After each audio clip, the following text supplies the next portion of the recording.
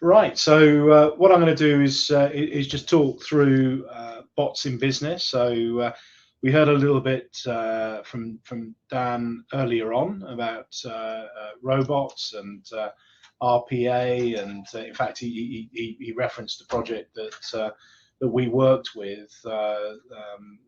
Which brought in Google and a voice bot. So we're seeing a lot of growth in automation.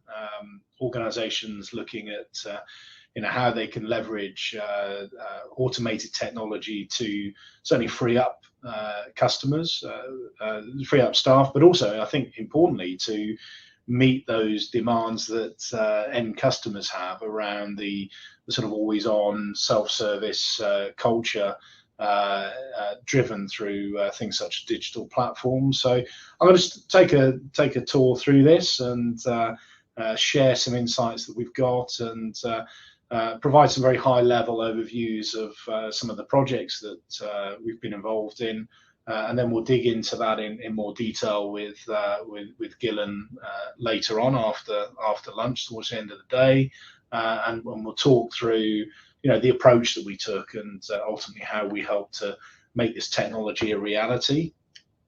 So I think fundamentally what's important is the approach that we take with customers. So very much being a partner, a strategic partner, looking at the role of technology to support change, to solve problems, to provide innovation, new ways of doing things, and look at how we can deliver greater efficiency within processes and customer interaction. Looking at how we can help to understand and improve customer experience, and helping to serve up appropriate technology and information to people within a business who are doing the job, who are servicing those customers. There has been, and there very much has been a big drive towards digitalization of existing processes and workflows, and automation. And certainly we saw this. We worked with a partner, BizView, to develop some very interesting technology to solve customer problems at the very start of the pandemic, and we put some offers together to really help customers who were getting a huge volume of inbound digital contact to actually be able to make sense of it all, to categorize and triage and automate responses. And from there, we've really seen the evolution of this in moving to augmenting workflows and business processes, to communication enable those, but importantly to try and streamline and give people time back. I do think that the world in which we live, it's not easy to recruit and retain talent within organizations. That's a common challenge that a lot of businesses that we talk to are having. It's important that technology most definitely should enable and empower people, not hinder. So again, we spend a lot of time looking with customers at the process, the journey, the flow, and taking the time to understand and design appropriate technology deployments and change programs. There's a lot of people that we talk to that need to make changes in their industries, and don't want to be really in a position where they're increasing the cost base. How can we do more with less? How can we reprioritize what we do? How can we ensure we deliver a great level of customer experience? How can we get insights from the data through the interactions that we're having? And how can we design for the future? So this is very much a role that we take with customers. It's something that has evolved and gathered a lot of momentum over the last couple of years. And bringing new people into the organization to help with this, to help to review the processes of how we work, how we innovate, and how we really share the art of the possible through a lot of these new technologies. Integration is important. I talked about it earlier on about open APIs, and part of what we're looking to do is to really simplify engagement and simplify use of technology, unify into a single workspace for people to operate. Try and remove unnecessary manual processes, things such as data entering. Data entry really adds no value. We heard about from Dan earlier on about aspects such as OCR, where we're able to take data from forms and automatically update back office systems, and similarly with not just email communication but other forms of communication as well, including voice. So there is a real change in how people are looking to work today and how they're looking to use technology, and that's a fundamental part of how we're operating. So digital transformation, that is one of those wonderful buzzwords in our industry. It's something that has been talked about for a number of years now, and I think we started really covering this within our summits probably 5 years ago, and there's a big distinction between digitizing a process and just making it available via a web portal or a website, and actually transforming a business and the service operations that you deliver. And many businesses have taken the opportunity to create new service offerings, to use technology to extend new value to the market and to customers, and actually really gain some disruptive transformation in their markets. And that's been very positive. That's supported some rapid growth, and if you look at the economics of how it's done, it's been able to scale without scaling the costs of running the business. So many business leaders see this as a competitive advantage to actually harness technology, understand how and where they can innovate to truly transform what they do. The flip side of it is, of course, the more this happens and the more it gathers pace, it starts to become the norm. It's the new benchmark, and there's a lot of digital entrants. This is sort of digital by default. This is the start point. A lot of new and emerging businesses that are created. You look within the insurance market. I think Lemonade was a digital insurer, very disruptive in their markets, and of course that creates pressure for the established organizations then needing to change and needing to adopt new ways of working and new services they deliver to the market, quite frankly in a more cost-effective way of doing it. So it shifts from being an opportunity, that window of opportunity to grab the initiative and do something different and gain an advantage, to actually becoming a matter of survival. Those who get it right, they genuinely see an opportunity, as we heard with Dan, for increased shareholder value and growth. And those that don't get it right, it becomes a challenge to keep up. Customer experience is also absolutely key when we go and look at any technology change, and beyond customer experience, it's also user experience within a business as well, because unhappy staff ultimately equals unhappy customers. It's translated into the service and experience that people deliver. One of the challenges that we face with the growth of digital communication is consistency across all these different channels, and how do we ensure that the service and the experience that we want to provide is appropriate and consistent across all of them. So the need to understand, the need to manage, the need to set appropriate SLAs and monitor and learn from the data is really important. Of course, as consumers, we all expect more all the time, and our benchmark of expectations only ever goes one way. When we experience good service from an organization, irrespective of the industry, that becomes our new benchmark. And we live in a world where even emails now, we expect a response almost near real time. So this is the challenge that we face as businesses. The more channels that we're supporting, the bigger the challenge it becomes.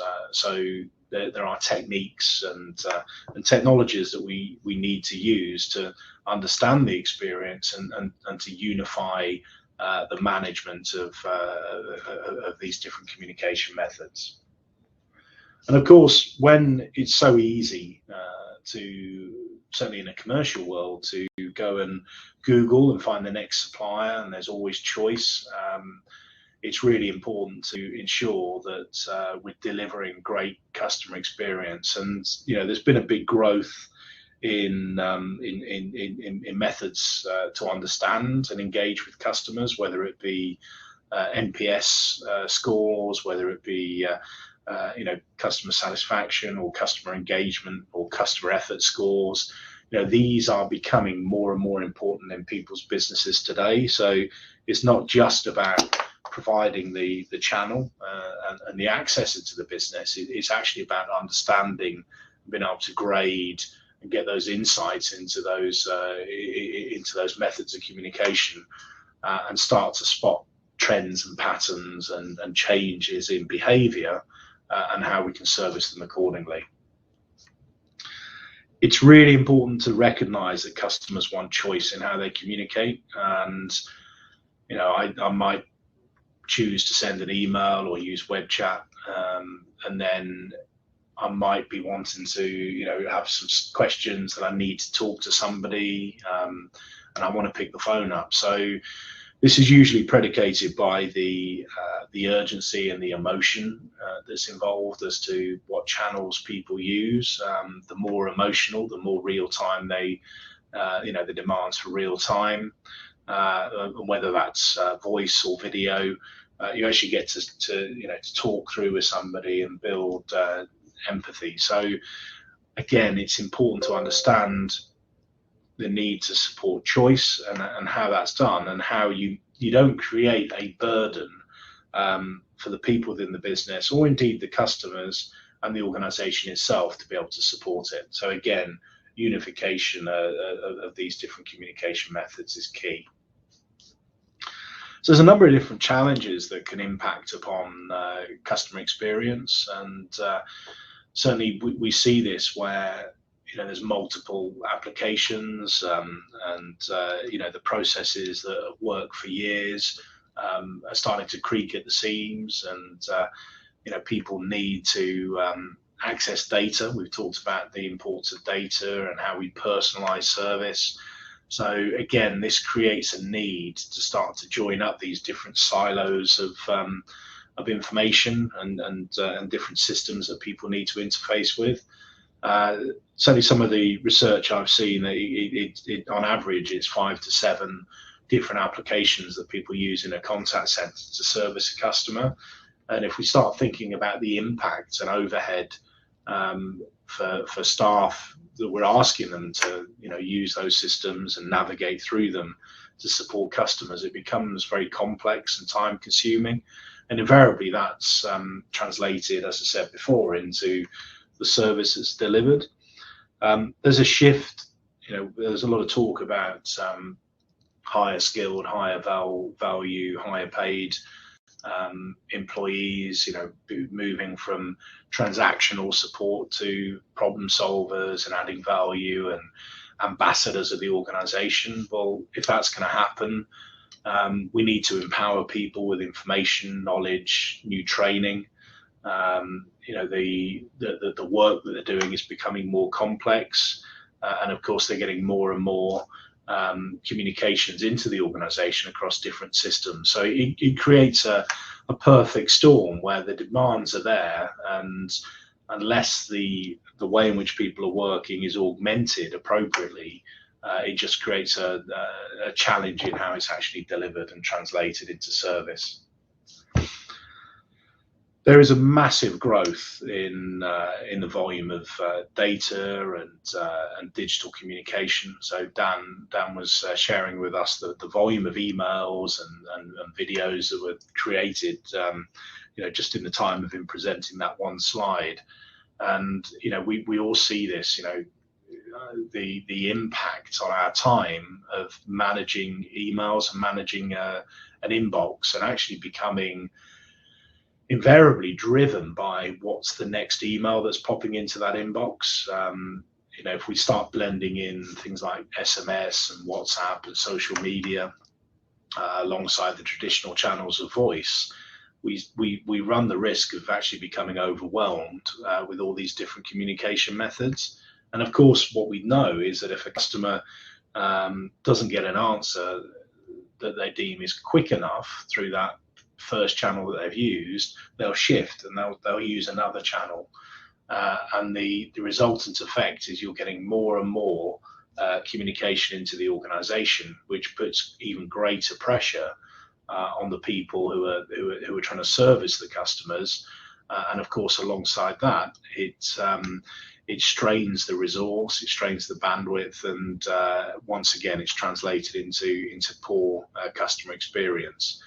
So there's this huge tsunami or fog of digital communication that goes on, and it's really important to be able to see the wood for the trees and actually get people focused on, freeing them up to deliver value, as opposed to merely responding to this huge flow of messages, or worse still, push them through to other people to deal with.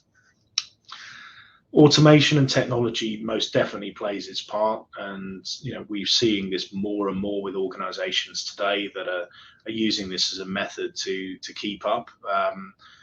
During the pandemic, look at a lot of organizations who are putting messages out, sorry, we can't answer your call or your email, it's unprecedented times. And of course, consumers accepted that for a period of time, but it wasn't long before they needed to be served, and they were looking for alternative suppliers or methods to achieve what they wanted. So automation can not only help to free people up, but it can also help to understand the content, the context, and route those interactions through to the best available resource to be able to deal with it first time. So it's driving up first contact resolution, it's improving the service experience. And I think when we start looking at some of the technology we're able to provide today, we're actually able to augment the way in which people work by serving up suggestions and prompts and ideas using AI and past data insight and understanding to be able to guide people and put the systems and the data and the technology together working properly in unison. So it's no longer computer says no, it's computer suggests that this would be the appropriate thing to say and suggest in this situation to deliver an improved outcome. The computer is helping to undertake the initial triage process to save time, to get to the point that the customer needs to input certain information to speed up the process to hand them over to somebody who can help. So together it enables freeing up resource, but it also enables an organization and people within it to start to look at how they personalize the service that they deliver, how they understand the customer. They're aware of who the customer is and what they're contacting about. So they do provide an improved level of service and support, and frees people up to start to look at problem solving and adding value. And I think what's really important here as well is that if we look at these two measures, that one, organizations, obviously you don't want waste, you don't want unnecessary cost, you want to invest in growth, you want to invest in delivering value. So seeking opportunities to reduce costs. This is why a lot of organizations have implemented self-service, they've digitized processes, they're looking to streamline. There's a cost reduction opportunity there.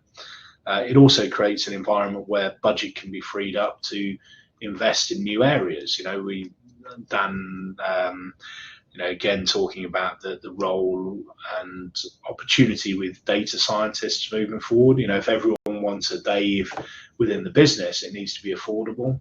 So again, there's potentially a shifting of the types of resource that people are going to need into the new economy, and it's how it's affordable, and how and where we remove waste and we remove unnecessary steps to be able to support that business change and investment. And of course, alongside that, if we're focused on improving the customer experience, if we understand the journey, if we map these things out, and we look at how we can streamline flows and steps and data entry and crossover from department to another, and we redesign to support improved efficiency and effectiveness with the customer and the employee in mind, then we actually get to a point where both of these levers can coexist, where we create the opportunity to reduce cost whilst also improving the experience that we deliver as well. This is a slide that we put together a number of years ago now, and it was really looking at some of the changes in how we saw organizations would need to work and service customers. The growth of mobile devices as the primary interface to that people use, the sort of web first approach of searching for information and interfacing with a customer, and then of course the growth of digital assistants and the growth of internet connected devices and data. Alongside that, there's this massive mix of different communication channels that people use. So the traditional voice and email that we're used to, but also moving into some of the newer wave social apps, and including WhatsApp. How can we accommodate choice, but how can we ensure that the experience that we deliver is consistent across all of these? And we've done a lot of work where we've looked at how we bring those channels in, how we understand content, context, sentiment, how we can automate certain processes, so to streamline high volume, low value repetitive work, how we can take insight and information from the back office and databases, how we can fully automate, and how we can learn through AI, but also then how we can make decisions about the handoff to staff to improve the service that's delivered and the outcomes that are achieved. And as I said, part of that is keeping the technology in the loop to be able to improve the skills, the understanding, and the approach that people take as well. And there's a vice versa opportunity here as well. It's not just people learning from the bot, it's also the bot learning from people and learning from actions that are taken to be able to continue to refine and improve the approach. So what is a bot? It's short for robots. It's a software program that performs automated repetitive tasks. It's for those sort of things. It's much faster, much cheaper. It can scale to be thousands, tens of thousands, millions of interactions that it performs. It's available 24/7, and importantly, bots aren't just found on websites. We're using robots to automate interaction across a whole load of different channels. It's not just the traditional view of a chatbot that sat on somebody's website. I think bots and automation are very much an imperative when we look at digital and transformation. If we're looking at how we're supporting new expectations that customers have and how we're streamlining a business, then automation and bots are really important. There's a lot of activity that can be handled by bots, and we've got some great examples of that shortly. And actually, as a customer, if you're getting what you need, if you're able to self-service and get the outcome quickly, efficiently, and then get on with the rest of your day, then it's a good level of customer experience. You're not having to work too hard to get the outcome that you need. One of the tools that we have at our disposal is a product called Inbox, BizView Inbox, and very clever technology. It enables us to look across different interaction channels and methods. It enables us to start to triage and automate interaction to feed into back office systems and processes. And we've used this technology very successfully to really streamline a lot of front end processes for customers and automate them and deliver some successful results. I'll go through a few of those shortly. And why should I be interested in automation and bots? Well, the economic financial argument really stands out very clearly here. If you look at the cost of a live telephone call, it's the average cost across the industry is £4 per telephone call that's fulfilled through people. You can see the other figures there. So in the £3 for other digital channels that are then handled. IVR, which we've used for years, we again looking at the cost of using IVR to service customers. There's a significant cost saving there.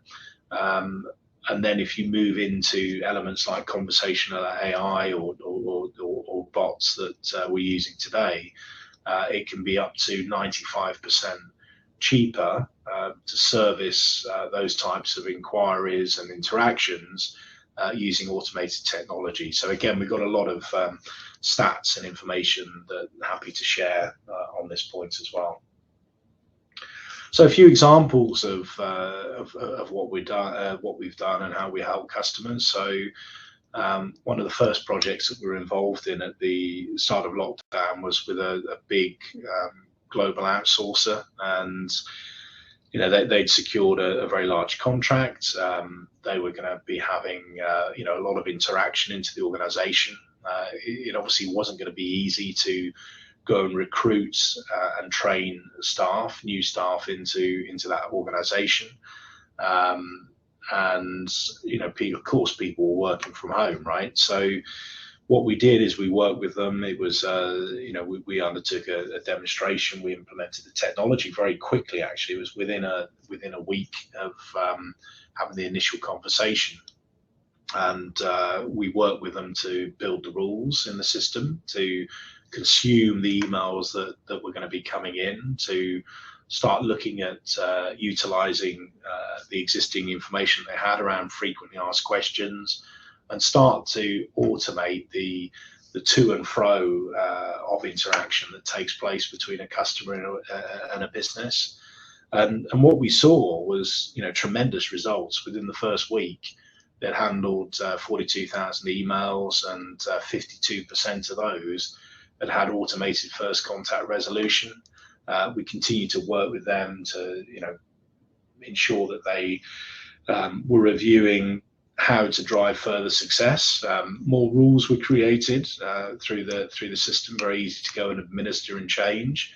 And within the first couple of weeks, had handled over 100,000 emails, and they were hitting 94% successful automated handling. And it's not just about automating stuff, as I said before. It's about understanding the customer experience and learning from the data and the interactions that are going on, and continuing to refine and improve the services delivered by using technology. And for that organization, they were able to increase their Trustpilot score from 1.9 to 3.2. So not only were they coping with a very large demand, an influx of contact. They didn't have to scale up the resource to support it. They were handling it very quickly, very efficiently, and importantly to the satisfaction of their customers. So that was a really good use case that we went through. Another example was working with a university, and I know we'll talk more about the detail of this later with Gil. And it was really recognising the change in their customer demographic and expectation of how they wanted to communicate. So this was actually during the pandemic. We built a remote contact center. It was 450 staff all working from home, who were going to be supporting their clearing process, which for universities is the most important part of the year from a point of view of helping to increase revenue into the organisation. And it's important to start that journey off in the right way with potential students. So we built out a remote contact center. This was actually done with Mitel and BizView, and we integrated new digital forms of contact that the university wanted to extend to be able to meet the changing needs and expectations of their students. And what was great to see was the success through working together, through testing and looking at the different scenarios of how the technology would work, how we integrated it into the back office system, and how we extended new channels, and how time was saved, how we were able to use bots to do the initial triage and capture of information, and actually support a growth in places that they're able to extend to the students during what was a very tough time for them. And of course, you go and look at the figures there. They hadn't been able to support this demand for digital. Around about 5,000 digital interactions that were handled, and all of this was unified into a single application for the staff within the business. So great customer experience, great success, great outcome. And in fact, we've just recently been recognised in our industry with an award for this solution that we all worked on and delivered together. So it was the Enterprise Unified Comms Customer Solution of the Year. So we're very proud of it. We're very proud of working with the customer and partners to really deliver what was a groundbreaking solution in that sector. Another example is a travel company, and we started working with them, looking at some of the changes that were being caused, within the travel sector as a result of COVID. There was a lot of challenge around obviously people who couldn't go on holiday, people who were abroad that need to be repatriated. We used some very clever technology and functionality within our own SIP platform to be able to take the calls in, interrogate the data, and actually automatically prioritize the calls that were coming into the organization. So that was fantastic, very well received, and enabled Trailfinders to deal with over 400% increase in calls that came into that organization during that time.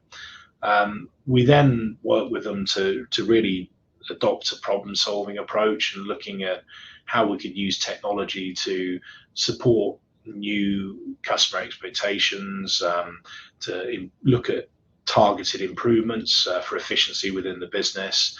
And one of the things that we delivered was a bot on WhatsApp for customers who are abroad, travelers abroad, who wanted to contact the organization, who were able to now use WhatsApp to communicate and actually through some bot technology understand and do the triage and then deliver directly into the contact center agent. That's further been extended to Facebook and to emails, and we're now looking at taking information out of different vouchers and automating the uploading and storage of that process, which is projected to save 5 minutes per document, and there's around about 1 million documents a year that are coming through that process. So again, big efficiency savings that can be delivered, and importantly, it's about freeing people up to improve the service experience that they provide in their market. Housing associations, so this was a voice bot. This was using NLP. It was looking at an ID&V process. And saving time on every single call that was coming in without somebody having to ask these questions. The bot, the technology was doing it. Similarly, we then extended this into email, and we were able to reduce the amount of emails that were coming into the contact center that was clogging up the team and the service that was delivered.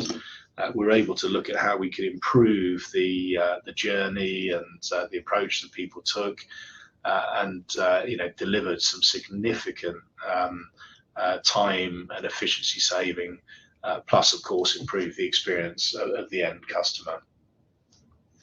Insurance company, so actually looking at how we could save time on every single call using again voice bots. Very, very high success rate. We started through a pilot to be able to really test the technology, and I think that's important, is to understand these different use cases, solve a particular problem, gain the benefit, gain the insight, scale and repeat, and this is really where working together closely in partnership through a problem solving approach is helping us deliver some significant benefit. And again, we then use the same process to go and look at the next channel, the next type of interaction, and how we can deliver further efficiencies elsewhere. So that's then moving from voice interaction to also email interaction as well. This was a project that we were involved in actually quite a few years ago now, which was I think it's around about 4 years ago, which was a council that was getting a lot of inquiries in of things like bin collection and change of dates, and every bank holiday change there was a new collection date, so that was going to have a really big impact on them, and we worked with them to design the first interaction to automate it, delivered significant savings within their business of how they were handling these interactions, and of course from there, it gave them the opportunity to understand and evaluate the success, to then have the mandate within their organization to look at what's next, and then start rolling out other services and other automation, which has been successfully done.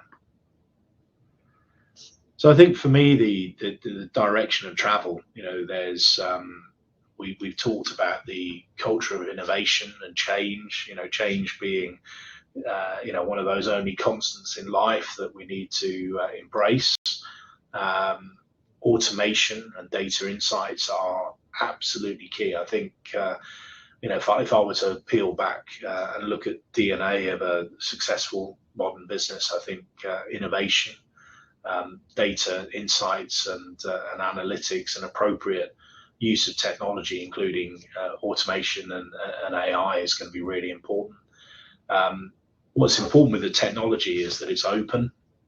If we're moving to streamlining and joining up processes, people, data, technology, then open automation is going to be really important. I think the challenges that we face with availability of resource means that there's a great opportunity for the augmented workforce, and I think there's a great opportunity as we move forward with keeping human in the loop to learn from the bots and bots to learn from the people. So it's an exciting time. There's a lot of opportunity to rework, redesign and reimagine the future. So some suggested steps to success is very much review current processes and workflows, what problems exist, what do you want to solve, what do you want to improve, where could bots fit in, test, and start small, and based upon success, look at how you scale. Feedback loop is really important. And how are you capturing that? There's a lot of different techniques and tools to help with that. Bots will make mistakes. There's nothing's ever infallible. So again, it's keeping close to that. It's looking at the design approach that's taken, and how we learn from the data, and how we continually iterate and improve. And the other one is make it easy to escalate and transition to a person. And where you do that, make sure that context and that information of the contact is handed over as well. So there is a seamless crossover. So that's a bit of a look into what we've been doing, what we're doing, and how we're working with customers in delivering bots and automation. We'll be covering this off in more detail later on this afternoon. Wherever you are in your journey of technology and automation, whether you're just starting, whether you already have some in place, whether you want to take it to the next level, we'd love to work with you. We'd love to share our insights and really be there as partners to help extend the capability of technology for greater good, to improve the operation of the business, to improve the customer experience, and improve the enjoyment.